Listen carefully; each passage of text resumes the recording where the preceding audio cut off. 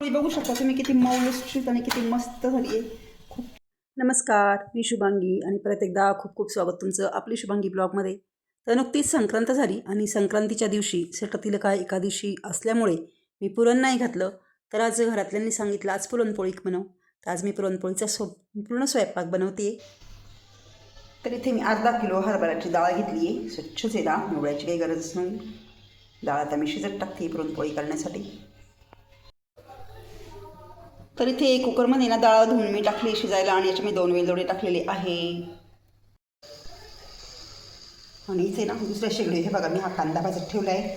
ते ह्या जाळीवर ना मी हा कांदा थोडा फोडून घेतला बघ त्याच्या साह्याने याच्यावरची जाळी काढून घेतली आणि ह्या कांदा भाजायच्या जाळीवर ना कांदा भाजत ठेवला. एकच कांदा भाजते मी एवढा सारासाठी, जास्त कांदा घालायची गरज नसते. तर इकडे कुकरमध्ये डाळ टाकली शिजायला. इकडे आता ना मी गव्हाचं पीठ नाही बघा या गमिल्याला ओढणी बांधली आणि वस्त्र गाळ करून घेते. वस्त्र गाळ करून घेतली का पोळ्या खूप छान येतात. पोळ्या तुटायचं वगैरे टेन्शन राहत नाही. तर आता पीठ मी वस्त्र गाळ करून घेते.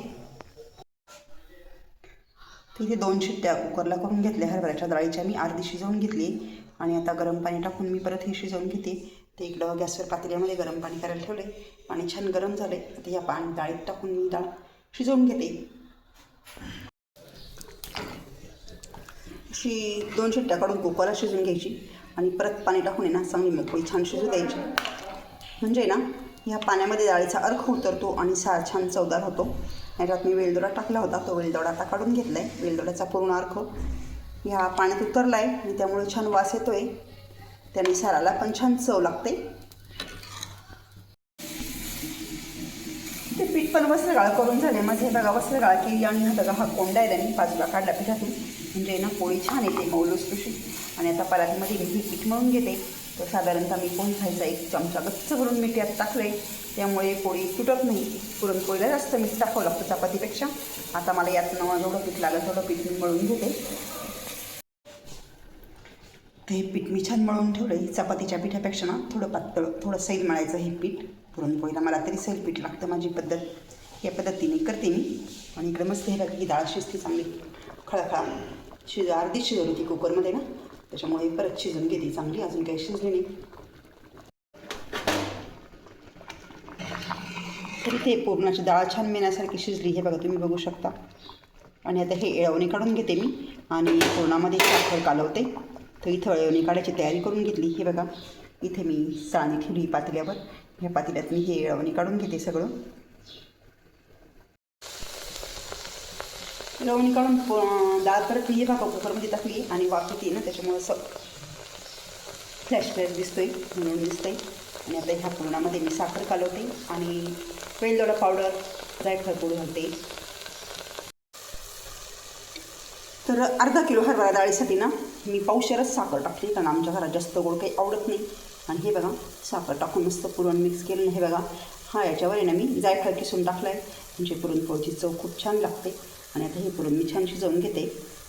छोट्या कुकरमध्ये ना मी इंद्रायणी तांदळाचा भात लावला आहे आणि लगेच झाकण नाही लावत आहे, कारण लगेच झाकण लावलं ना तर भात चिकट होतो. थोडा शिजू द्यायचा मग झाकण लावायचं. म्हणजे चिकट होत नाही भात, कारण मिस्टरांना काही चिकट भात आवडत नाही. पण मला इंद्रायणी तांदळाचा भात आवडतो सारामध्ये, त्यामुळे मी इंद्रायणी तांदळाचा भात घातला इथे कुकरमध्ये. आणि इथे 8 ते 10 हिरव्या मिरच्या आणि 10-12 लसूण पाकळा घेतला आहे. आता ह्या मिक्सरला बारीक करून घेते भज्यांना घालण्यासाठी.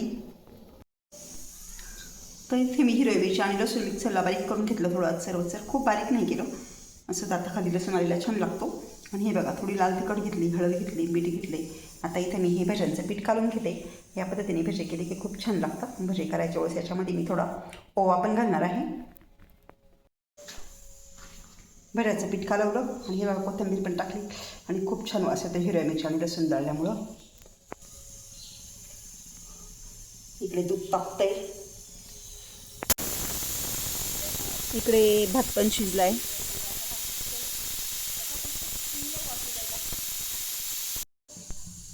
तर इथे साराची सगळी तयारी झालेली आहे. खोबरं किसलेलं आहे मी, पाऊण वाटी खोबरं किसलेले. हा कांदा भाजून घेतला आहे. कोथिंबीर स्वच्छ धुवून अशी रोजसर चिरून घेतली. आलं किसून घेतलं आहे साल काढून.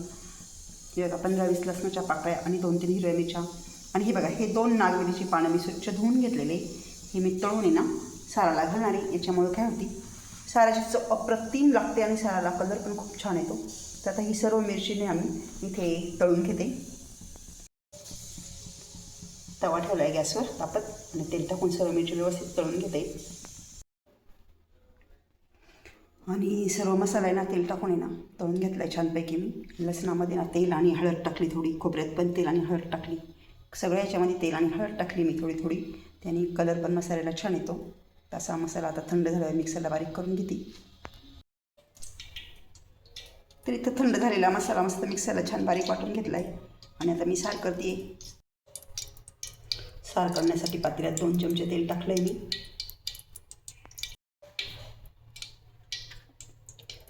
आणि तेल तापलं याच्यामध्ये सर्वप्रथम मी थोडीशी हळद टाकते.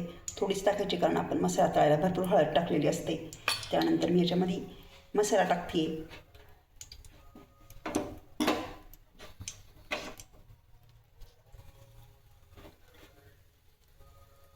नंतर यात मी हा काळा मसाला टाकते.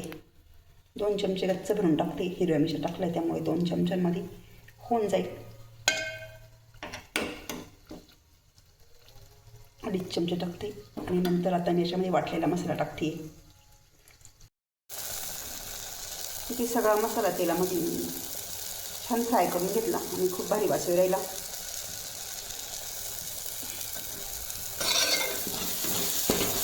आता याच्यामध्ये मी यावून काढायचे यावून टाकून देते पुरणाच्या डाळीच्या पाण्याचं. मसाला छान परतून घ्यायचा. साधारणतः 5 मिनिट हा मसाला परतला येईल. तर इथे एवढा पातेला भरून सार केला आहे मी. आणि अर्धा तास मी ना सार मस्त बारीक गॅसवर उकळून दिला आणि किती छान तवंग आली बघा त्याला. छान तरी आलेली आहे. आणि आता अजून काय काय केलं तुम्हाला दाखवते मी. तुमचं पीठ पण छान भिजलं आहे. छान मी तेल लावून मळून ठेवलं, पुरण वाटून झाले. आणि हे बघा हे भज्यांच्या पिठामध्ये ना मी ओवा टाकला, कांदा टाकला आणि पीठ भिजतंही छानपैकी. आणि ते पोळ्यांची सगळं तयारी झालेली हे बघा. तर आता इथे मी पुरणपोळ्या करते. गॅसवर तापा तापत ठेवलेला आहे. इथं तेल घेतलं आहे पोळ्यांना लावण्यासाठी. एका बाजूला सार उकळतो आहे. तर आता इकडे मी पोळ्या करून घेते. पोळी बघू शकता तुम्ही किती मऊ लुसलुशीत आणि किती मस्त झाली आहे. खूप छान टम्म फुगली आहे मस्तपैकी. खूप असं टेक्स्चरीचं सुंदर आलेलं आहे. तर आता ह्या पुरणपोळ्या मी करते. आणि हे बघा ही दुसरी पण पोळी बघा किती छान टम्म फुगली आहे. आणि पुरणपोळी करून झाले. आणि आता भजे करते. हे बघा हे भजे, या भजी खायला. भजी आज मम्मी करते आहे बिकॉज मी बाकीचे कामं आवरले म्हणून मम्मी भजी करते. पिलूनी भांडे घासले, घर झाडले, साफसफाई केली, कपडे पण आता पिलू धुणार आहे.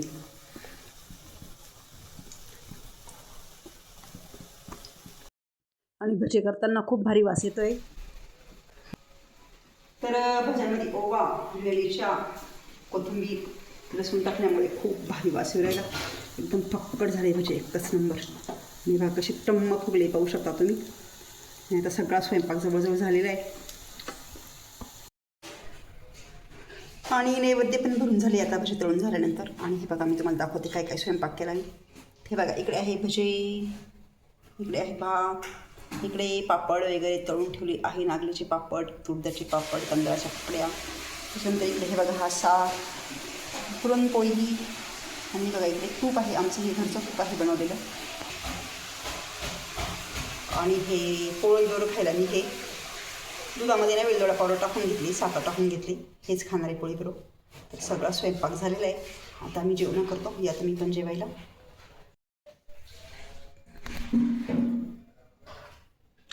आणि ते सर्व ताट मस्त छान भरले बघा.